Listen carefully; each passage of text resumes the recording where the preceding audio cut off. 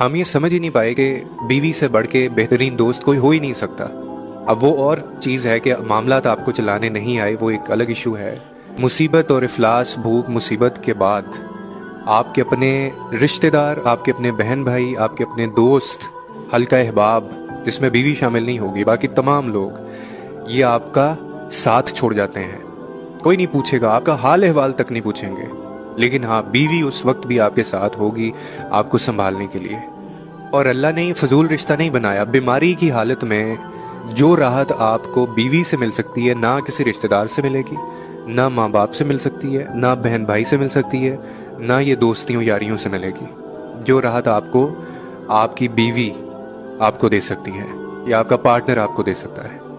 और माना कि माँ बाप से बढ़ के आपका कोई खैर ख्वाह नहीं हो सकता, लेकिन बीवी से बढ़ के भी कोई आपका दोस्त बेहतरीन नहीं हो सकता।